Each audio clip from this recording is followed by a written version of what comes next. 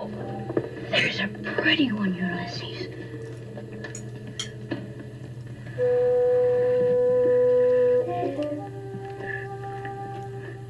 There it is. Hello, BookTube. I'm Sean, the Book Maniac. Welcome back to my channel and my last Friday reads of 2023. How time flies. Santa was good to me. I should have brought some show and tell. Maybe I'll remember to do that next time. Got some lovely gifts, some bookstore coupons, and a gift certificate for a, what do you call it? Inspired by Marzan Mon Amour for a pedicure and a bunch of good stuff. So, thank you, Santa. Other than that, just been taking it easy. I intended to get a whole pile of reading done, but I'd had my flu shot the other day, and it actually I didn't have a COVID shot because I had COVID in early October, so I can't get another COVID shot until I think April, I think. But I got my flu shot, and I should have had it done. I should have gotten the flu shot earlier, but Lindy had a terrible time with hers this year, so I thought I gotta find a time when I can afford to lay about and be a little bit sick for a day or two, even though nothing like that happened last year. I felt a little bit sick for a few hours and I was fine for the flu shot, COVID shot combo. But I couldn't find that time before Christmas, so I went on the day before yesterday or something like that. I don't know. Had it, and yeah, it knocked me kind of flat for the day and a half. So I think even yesterday for most of the day, I was needing to sleep twice as much as usual. So I haven't finished much or whatever, but I've got some things to tell you about. So yeah, that's my personal news update. Isn't that fascinating? I hope you've decided to skip through it rather than listen to these mundanities. But I am really excited to tell you that I have a new patron on Patreon joined in the last week. Sarah from the UK. She has been a frequent commenter on my videos. We follow each other here, there, and everywhere on other social media, and she is my newest book buddy patron, so thank you very much, Sarah. And without further ado, here is my last, but not least, my very special mystery guest for the last Friday Reads of the year. Sharon Butala is back as my last mystery guest of the year. Hello, Sharon, and happy holidays. Hi there, Sean. Happy holidays to you too. I had a great time over the last week or so. Oh, How about lovely. you? So did I. Yeah, I did too. Santa was good to me. Got some bookstore gifts, coupons to use, and some other lovely Oh, stuff. yeah. And Can't miss with those. that's right. That's right. And our blouses resonate today. You look lovely in a Yes, light pink. in harmony. Yes. I hear Santa was good to you too. Oh, indeed. The present that I am most happy with this is from my son, who happens to really love indigenous silverwork and art, jewelry. And this is the brooch that he gave me for Christmas. So if you put it Lovely. on, it's very Yeah. striking. And It's it's gorgeous. actually a blue heron. And if you know anything about indigenous art, the artist doesn't become strictly imaginative and create an entirely new blue heron. There's a form for the blue heron within his cultural world, and maybe he can make some changes in it. But presumably, all blue herons from this from this person's nation. Yeah. Oh, I keep turning in the wrong direction there. You can see would look like that. You could recognize it immediately. And the artist's name is Harold Alfred. And I had never heard of these people. And my friend who stayed with me for Christmas told me that the Kwakiutl people had changed their name to something more closer to the actual pronunciation, which is, forgive me, I don't know how to pronounce it properly because I've never heard it said by an indigenous person, but Kwaka Waka apostrophe Wakwa. And they used to be the Kwakiutl people, Okay. Well, I'll BC look that up coast. and put it on the screen, but your pronunciation sounded pretty good to me. That's Good. that's beautiful. Nice Christmas gift. And Wonderful. Mhm. I think you've been doing some reading, so tell us what you've been reading, Sharon. Oh, yes. And this first book, I've got like 85 books written down here, but I think we won't get to them all. Now, we did talk about Teju. Is that how you pronounce it? Teju Cole? I can't remember if we did. I know that we did, but I couldn't remember if it was private or it was on one of the Yeah. recorded chats. But I know that And you've been I'm not reading some sure of his. either. And I know you're a great fan of his, and I had never heard of him until you mentioned Open City, which I promptly went out. Well, I guess I got it from the library and read it cover to cover and was hugely impressed by this then young man who was, I believe he was born in Nigeria I and believe then so. raised in New York and then went back to Lagos. And he's utterly brilliant, he's an amazing, not just a talented writer, but there isn't much he doesn't know about the world of Africa and Africans, Nigerians in particular. So I thought then I must get his next book, which is called Tremor. Again, I got it from the library. And I didn't like it as well as I liked Open City, which was he brought everything into his discussion of New York City and so on. And it was really, really interesting. Never flagged for a moment, but it was a bit, if scattered seems too harsh a judgment, but it went all over the place. It went all And over the place, just like you do when you go for a walk. But yeah, it doesn't work for yeah, every reader, that kind of peripatetic. and if you're looking for a narrative arc, which most of us are, it was a little tougher to find in Open City. And the one thing that I found different in Tremor, well, maybe this isn't the best place to start, but I'll say the thought is that there's actually love in Tremor, Hmm. a deep-seated, profound love, which is barely mentioned, but when it is, it's done so well. I've rarely read a writer who conveyed the feeling of loving someone as well as he does toward the Oh, end of the novel, and someone who is loving you back. It was quite moving, and it's very short passage. And in this novel, there's an entire chapter at one point, somewhere toward the middle, on the city of Lagos as it is today. And I thought to myself, because I sometimes get this criticism about my nonfiction work, that this is really a separate essay. It would be wonderful published as a magazine article or a nonfiction essay in literary magazine. Not that it wasn't interesting, but it was kind of over the top and a bit too much for a single novel, or so I thought anyway. And his themes are the effects of colonialism in Africa, in particular West Africa. He tries to relate this to North America with the effects of colonialism on Aboriginal people. So that's pretty harsh stuff, of course, as we all know. So have you read Tremor? no, in fact, I'm still very slowly reading Open City, still loving Oh, it, but I'm not going to finish it this year. I'm what they call a slow reader. I like to take my sweet time with the book. good way to But do it. I'm the I want opposite. to. Or you inhale them. Yeah, and I shouldn't read so fast. And I also was thinking, you know, if you're a proper critic, you're not responding to the plot or even so much to the characters and their stories as you are to the literary tropes, that is, to the metaphors and to the symbolism, which maybe the writer didn't himself. It's subconscious often that the symbolism appears in the novel. And those are subjects that would explain why I don't have a master's degree in English lit, because bore me to death a lot of the time.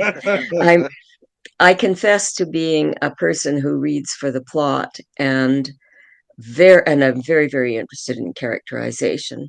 So I should point out that the main character in Tremor is a photographer with much the same background as Teju Coles is. His name is Tundi. I'm guessing that's the pronunciation. And he lives in New York City, and he sees the world through an artistic photographer's eyes, which is really interesting to me. Oh, yes. And from reading Open City, even a little bit of Open City, right away that one of his major interests in life is music. And he knows everything about it. So Yes. Tremor is all about African music, West African Oh, popular music. And, oh, the names will mean nothing to the average Canadian reader, especially of my age.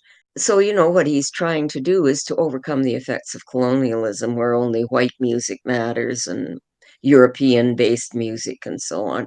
And I'm all for that. But I don't know where I would go to pick up the material that he talks about. I'd have to be in Toronto or somewhere with a large West African community, I think.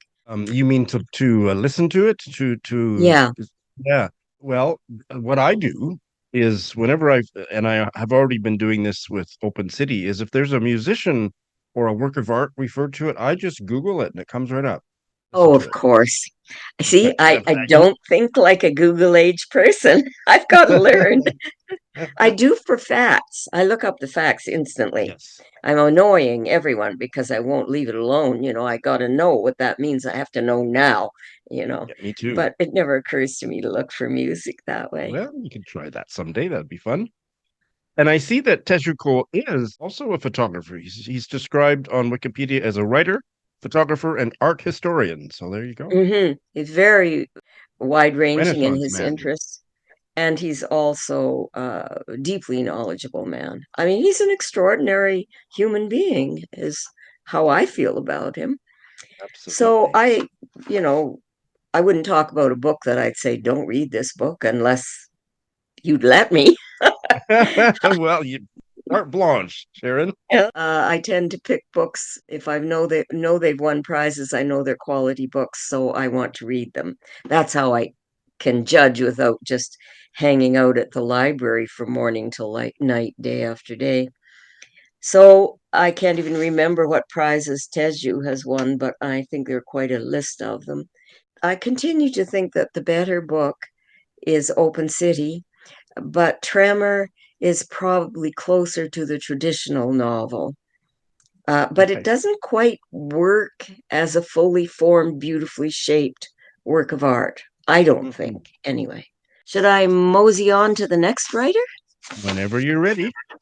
Okay, the writer I'm thinking about next, I wanted to read someone different. So that was an African American writer. And now I'm reading a Bulgarian writer. His name is, I looked up the pronunciation, but I hope I don't screw it up. Georgi Gospodinov. Oh, yes. He won a big prize, didn't he, for that? That's right, the International Booker Prize, which he won in 23, but the novel was published somewhere I have it written down at an earlier date, like 20 or 21. Just let me check. Oh, no, it says here 2022. And it also won a European prize, the Strieger European Prize. Yeah. I had read one of the Nobelists who was a Bulgarian writer whose name at the moment I can't remember. That was years and years ago. And I found him difficult and not gripping to a North American white female of whatever age I was when I read the book.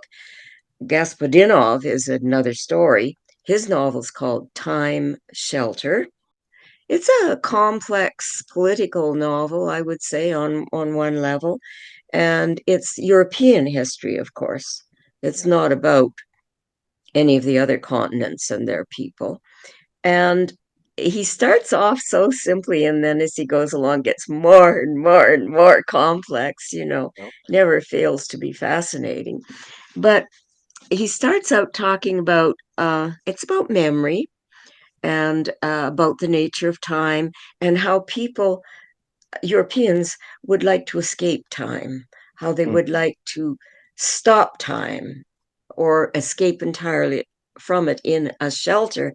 And he talks about the prevalence of dementia in certain European countries and how by such and such a year there will be, oh, I don't know, some figure like 58 million people with dementia in Europe. Uh, whether that's an accurate estimate or not, I haven't got a clue. Anyway, dementia is a subject that I'm quite interested in given my age and the situation in Canada, which is the expanding numbers. Yes. and what's to be done. Yeah. So the same problem is being discussed in his novel at the opening, and how the experts gradually begin to understand that these people seem to do best if they are allowed to go into whole villages, and this actually has happened, I believe, in Denmark, that are designed entirely for the age, the era, or the place in time when these people were probably in young middle age, Oh, and wow. everything in the village, and don't forget it's a novel, of course, so everything in the village, they go to tremendous lengths to find precisely the type of fork that was used at the dinner table, or any kind of a gadget or instrument has to be exactly right, and that these people calm right down. And because time is arrested in this village, they're not exactly demented anymore, you know. Um, Wow. and so that's an interesting premise, especially when there is some examples in fact out in the world of people trying this. First of all, this it opens the main character as a Bulgarian writer who has been, because things in Bulgaria were so ghastly awful during the communist years, etc., that he left Sofia, which was his home city. And so he finally decides in the present time that it's safe to go back home at last. And then he enters into the dementia era. And he has a friend from his school days in Sofia called, they call him Gostin or Gaustin, which is a shortened version of Augustine, who is one of the heroes in the historical memory of these people. And it reminded me right away of Roberto Bolaño's 2666, where he chases around a friend named Archambault all over the place and winds up in Mexico. And eventually we begin to think there is no such character. And this is kind of the same thing with Gostin, who gets further and further removed as a real character until you begin to wonder if there ever was such a person, if this isn't just a dream or a creation. And actually, it then grows to a bigger idea, and a whole bunch of European countries decide they want to take part in this. And so referendums are held that's decided that every country will go back to the same years.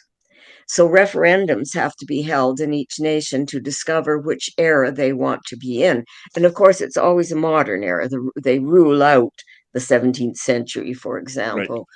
So I'm going to leave it there. Leave it there. And the So story my gets more and more. Mhm. more complex. My question is, Yes. would you describe this as a philosophical novel? I think I've I heard. would certainly, I don't know if I would use that specific word, but I would certainly describe it as an intellectual novel, not Intellectual a heart, novel. not a, what did it, was it we used to, touchy-feely novel. No, it's Okay. definitely not. Um, do you were the was the characterization like, did you come to invest in the characters, or was it more a matter of an intellectual investment in the story? I would say the latter for me Okay. anyway.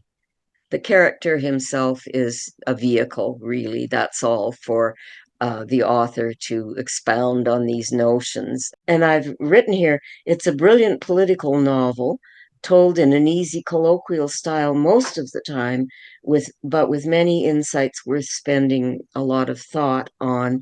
And for the most part, those of us who read for enjoyment will enjoy this novel. Well, you've made it sound more interesting than any other reviews I'd heard before have, so thank you. Well, it's just because it's such an interesting novel, really. And I'm, as a writer myself, I'm just kind of, whoa, this is, I could never come up with something like this. First of all, maybe I could. Now I'm starting to think about it. I'm starting to think about how American politics so um, alter and change our Canadian politics, and how we hate it, you know, most of us. Absolutely. Global dementia is coming, he writes. Well, I'm not sure I buy that. So, or maybe it's already here and we just don't know it.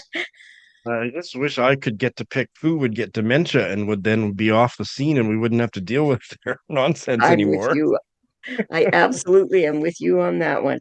So, and I mentioned last time we talked, I believe, about Henry Roth's novel, Call It Sleep. Yep. Of course, you can't get that at the library and you can't get it in a store. You have to order it. So I ordered a copy and I just finished reading it. And that's one of the ones Harold Bloom says is one of the four best Jewish Jewish, American novels. Jewish American Yeah. novels. Yeah. I got very tired of some parts of it. First of all, the main character is a child. I never like novels written from a child's point of view, but this one is not so bad in that regard, except that these are young kids who have been brought by their families. I think it's in the 20s or maybe even earlier, from Europe, and they're living in an entirely Jewish neighborhood, poor Jewish neighborhood in New York City. So everything, all conversation is written in the dialect, the OI sound that you hear in parts of New York City. And I get so tired of trying to beat through conversations where I have to figure out what's being said by the sound of what's written down. And I just got tired of it and I started skim reading because it's kids talking to each other, little boys, and who cares, sort of. Cares what the Um, you know where the flow of the novel is going. yeah. You care more about that than you do about deciphering what these kids are actually saying to each other, which is all insults and rudeness anyway. But the novel itself was, I could see why in its time period, Harold Bloom, for instance, regarded it so highly, but it's very much a traditional novel. And there are the traditional revelations at the end where all of a sudden things start to make sense. So I think I would say about it, if you're not a literary scholar, don't spend money to buy it because unless you can find it elsewhere, because uh, in terms of scholarship, it's well worth reading. In terms of all these wonderful books out there, I wouldn't pick Henry Roth. So Call It Sleep made you a little sleepy in places. Irritated me, one could say. And and it's the case of the wonderful woman who is totally downtrodden by a ghastly, violent husband and the fear of the child. And, we don't spend a lot of time on that sort of thing when we write books nowadays. I think you may get a lot of people telling you that's not true, but Might be more in genre fiction than it is in literary fiction now. Yeah, interesting. I have to think about that. well, I also finished reading Clara Keegan's Small Things Like These. Right. But I still have two more of her books on hand that I have to read before I can start writing the lecture, which I will start next week. I'll start in 2024. You know what a tremendous fuss is being made over Claire Keegan. She's an Irish writer, Northern Ireland, Belfast, or as they say there, Belfast. And she is a kind of Jhumpa Lahiri. Does that name ring a bell? She's a Yes. wonderful American Indian writer who lived in Italy and has set her second last book, which I absolutely adored, in Italy. And Jhumpa Lahiri is the real minimalist kind of writing. So her work, because she's so good, is very beautiful and mysterious and very affecting. And it always amazes me as a non-minimalist how much effect a true minimalist can achieve. So then we come to Claire Keegan, who probably she's more in the Alice Munro vein in the sense that she uses standard language. She would never resort to, like Henry Roth, writing in the vernacular. But she strips away all the ruminations and so on, except for the main character who has to make decisions, just a little bit of his reflections. And sometimes you have no idea what he's going to do until he does it. And I think everyone knows because of the tremendous amount of press Clara Keegan is getting. And this book was published 10 years, I believe, after her last one. And yet it's 116 pages long. It's on thick paper with large type. So it's really a long short story or a novella. I think it's seen mostly as a novella. Yep. And, Ireland has a hideous history of how it treats his children, or did up until I don't know when, until the church began to lose its power. And everyone knows about the Magdalene laundries in Ireland, I believe, where girls who got themselves in trouble, as they said, were usually tossed out by their parents because it was such a grievous sin that meant their sisters would never find husbands and their brothers would have to leave town, and just appalling stuff, as if a girl gets pregnant all by herself. It's just Yep. magic, It's magic. and it's because It's she's immaculate evil. conception. Yeah. You said it. So Ireland established these places, laundries run by very harsh nuns.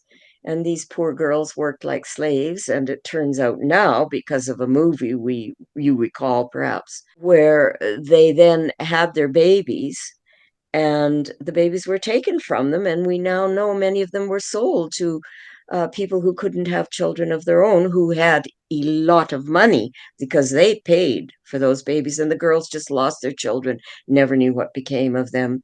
They had not a single right in the world. These were religious women. It baffles. Anyway, I don't mind telling you the story because it's in all the newspapers, and the critics have talked about it. Yeah. So what happens is the gentleman who is the narrator, or who is the main character, is a middle-aged man with 5 daughters at home and a loving wife, and he's middle class. When he was born, the woman who was his mother was a servant in the household of a well-to-do woman, and she would not allow the child, because everyone knew under the table secretly what went on at the Magdalene laundry, and everyone was afraid to say a word about it because of the power of the church then. So she will not allow this child to be, the mother and child to go into the laundry. She keeps them, she raises the child, but the mother is there. And he grows up to be the hero of this novel, or a decent middle-aged man who actually went to college at the expense of this woman who took care of him. And he is going to deliver, I believe it's coal to the nuns. And it's, that wet cold of the UK. It's a very cold winter night. And he opens this shed to check if there's going to be room for the coal. And there's this girl without even shoes in a shift. And she asks for her baby. They took him away.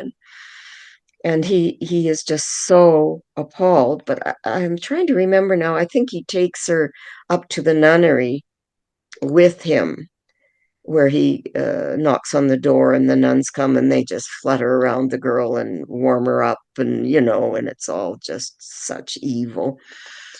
But he goes home without her. And then the rest of the story is, what happens next, sort of. It is a very affecting story.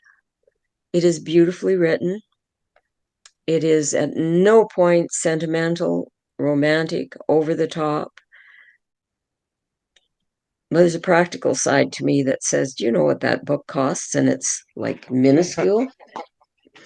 It does you a couple of hours reading and it's finished. And it's book of the year in something like the Times, Observer, New Statesman, Financial Times, Irish Independent, Times Literary Supplement. And I'm reading it, and who am I? I'm just this little old lady sitting in Calgary, Alberta, and what do I know about literature? I've only written 22 books, Well, and I'm that thinking, gives you a lot of authority, I think. apparently not. And it's not that I disagree with anything that they say about it, but you put it up against Gospodinov, massive book full of thoughts and ideas and some brilliant imaginings. Maybe it's the comparison isn't fair. Mm. It's a puzzle to me, and I was very glad to read it, and I think it is a lovely piece of work. I think I can truthfully say, and your readers out there and your listeners can respond to you, because I'd love to know what they think, that I don't think it deserves to be book of the year in all these major places. It's not a book. It's not much more than the story, And I wonder what it is about the tenor of the times that critics would go so mad for this lovely piece of writing. Is it because the postmodernists have become so heartless? Because they have no interest in rumination? They don't seem to care about morality unless it's a tree we're talking about, Mm. Is that what's going on? And I don't know the answers to any of that, but I would love to hear what your book lovers out there think. And And you. just so I understand your question, so about the postmodernists, that the Claire Keegan Small Things Like These novella is kind of a refreshing change from that I would say postmodernist it's going back into the going time back. when, Yeah, yeah, I the thought so style much. of writing is very modern, the writing style. But what we miss, I would say, no, I haven't read, I confess I have not had the courage to tackle a Zadie Smith novel yet, but um, in Don't some, bother, Sharon. Just skip her. okay, she was in Calgary recently. By the Was time she? I decided I should get a ticket and go, they were sold out, so I missed her. Anyway, that's about all I can say. The idea that human kindness prevails over most considerations has kind of been lost in these last few years, I would say. And once again, it's the critics going insane over something that maybe the the readers don't really agree, but they don't trust their own judgments. Hmm. So they say, oh, it was a wonderful book, whether they really thought it was or not. Well, I loved it, and I think it maybe was in my top 5 reads, but it wouldn't have been my favorite book, but it in up there. But Mhm. I think it's interesting to think about the length of it as being something that can a book of that brevity have the impact of a longer novel? It's an interesting question. I think it's partly your cast of mind too. For me, I need a book with a lot more meat in it, a moral tale. I'm not that interested in. It might be because I'm 83, not 43.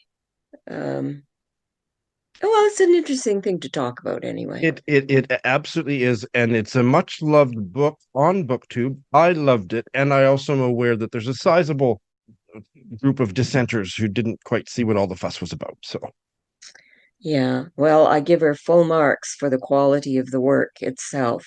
Absolutely marvelously done. And a writer does what a writer does, so nobody has the right to tell them they can't do that or they're wrong. They do what they need to do. thanks so Okay, much, sounds Sharon. great.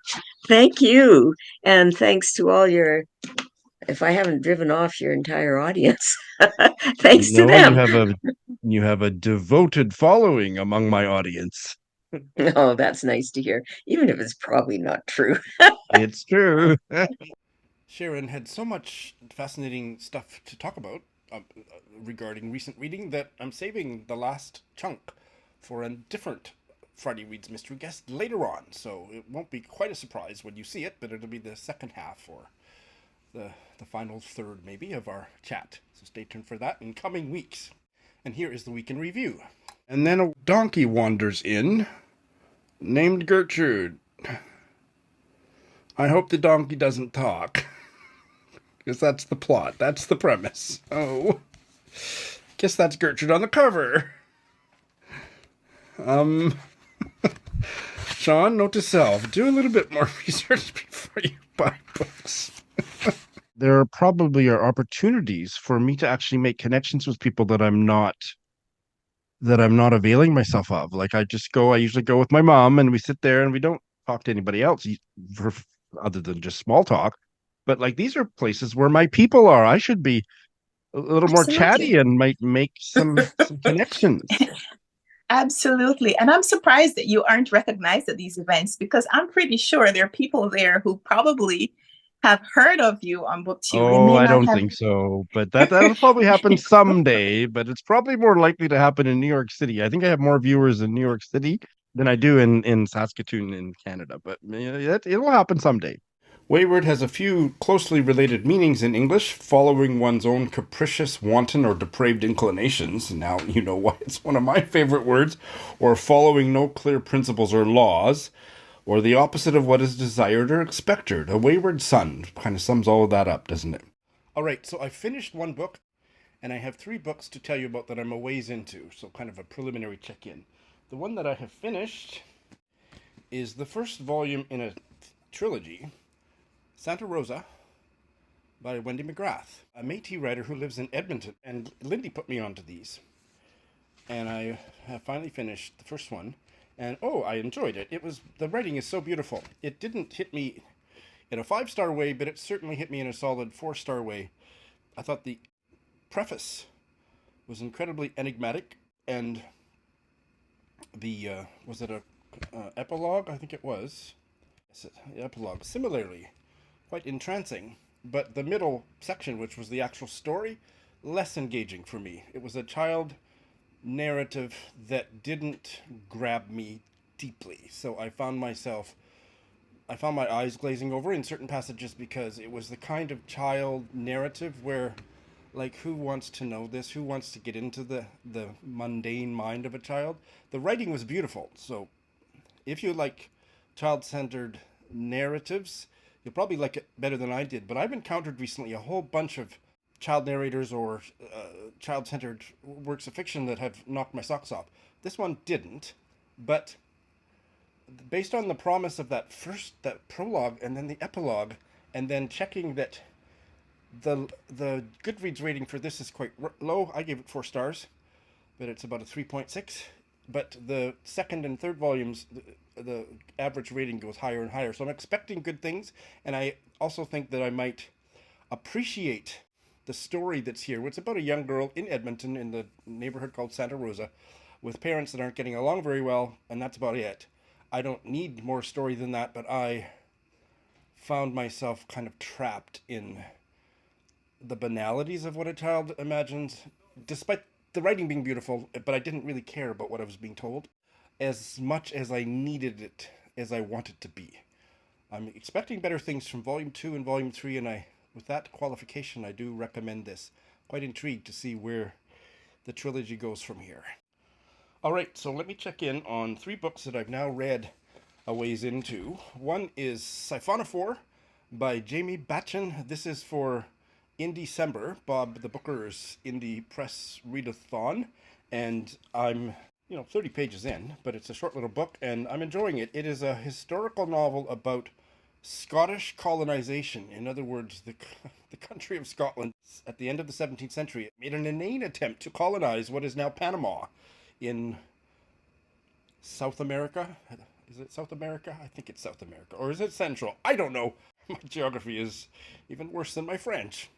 And this is also a metafictional book. So I found this first-person narrative of MacGregor, who goes out with that doomed group of Scots to colonize this place. They don't call it, it's not called Panama, it's called Darien, this new settlement.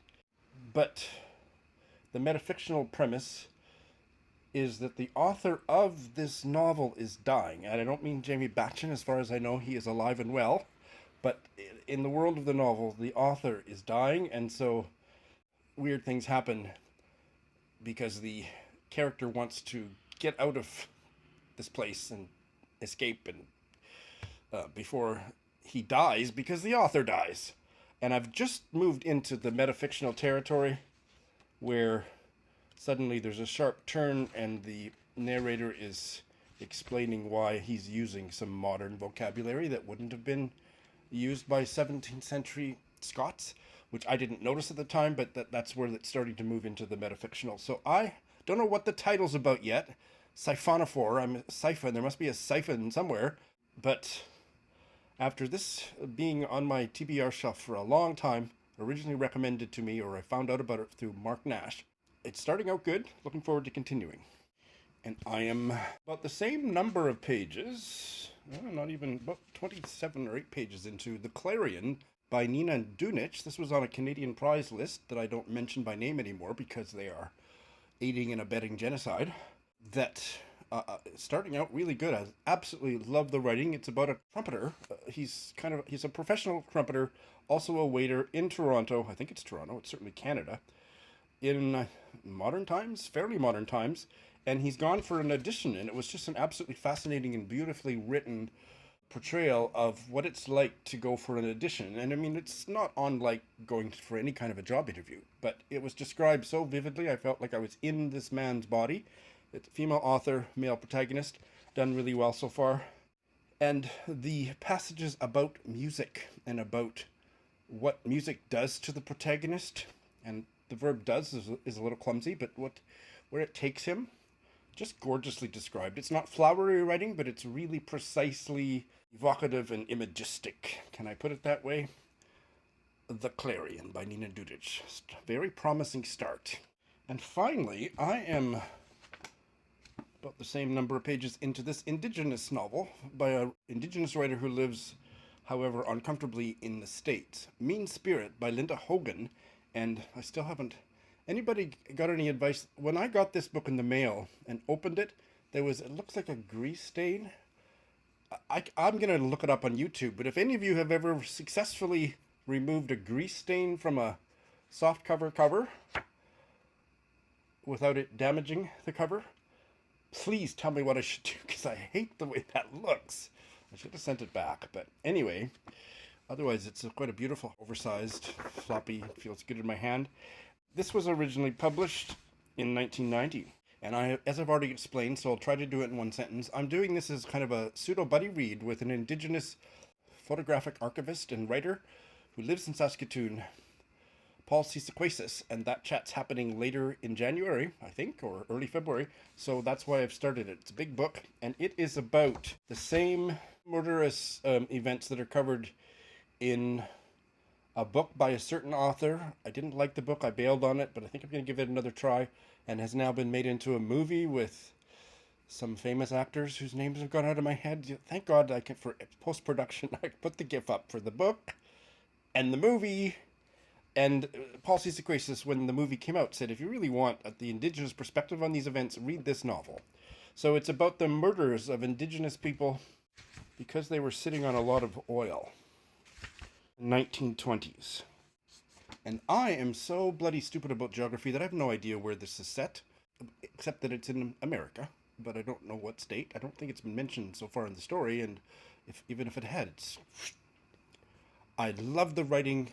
I'm already gripped by the story. The first murder has been narrated, and I'm just on the edge of my seat. The character work is breathtaking. I think this is going to be a big hit. I'm loving it so far. If only I could get that goddamn grease stain off the cover. I'm not going to start anything new until New Year's Day, or later, but I am going to start 3 books. So I haven't cleared as many off, but I think I'm down to about 36 books currently being read instead of 44. So I've done my best, people. But I am going to start 3 for various reasons, which I'll explain as we go along. So the first one is this collection of short stories by a female Japanese writer. Toddler-Hunting and Other Stories by Taeko Kōno. I've had it on my shelf forever, but because of the picture, I assumed that this was an old book that's been brought back into print. The author died at the age of maybe 90 in 2015, but let's see, when was it published? Translated from the Japanese by Lucy North, and also by Lucy Lower. Oh, it was originally... no, I'm not wrong. I was right. It was originally published in 1961 in Japan. But I think the stories are fairly modern. There might be some that go back as far in history as this picture, which is a marvelous cover image. And I'm reading this because it was Dan of the Weird Book Club's turn to give me a list of 4 or 5 or 6 books for me to choose one, and that'll be our next pseudo buddy read. And I chose this one, and they were all Japanese. He chose books he hadn't read yet that had won the Akutagawa Prize, which is the main literary prize in Japan. And I picked this one because I already had it. So we're going to be pseudo buddy reading this, talking about it end of the month or something.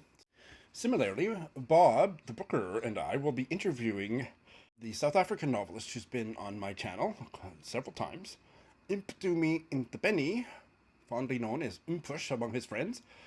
His debut novel, The Broken River Tent. It was published in Canada, or Blackbird Books.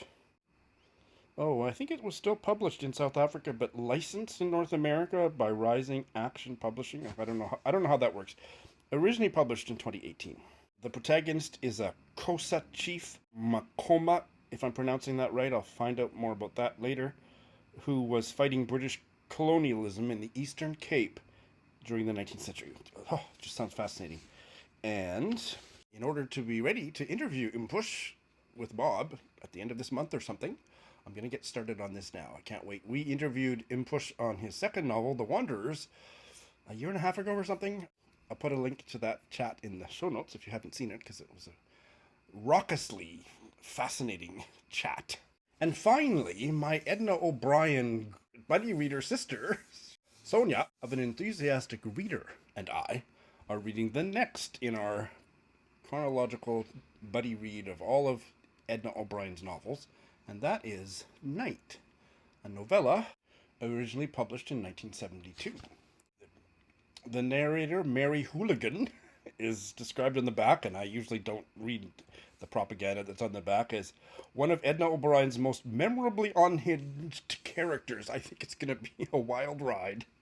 Or should I say, I think it's going to be a bumpy night. All right, so that's what I got. I'm addressing my mind to the beginning of the year videos that I always put out, my besties and worsties, most anticipated releases, stuff like that. So there's going to be quite a bit of that coming out in the coming days. And in the meantime, Happy New Year and all that good stuff. Thanks for watching.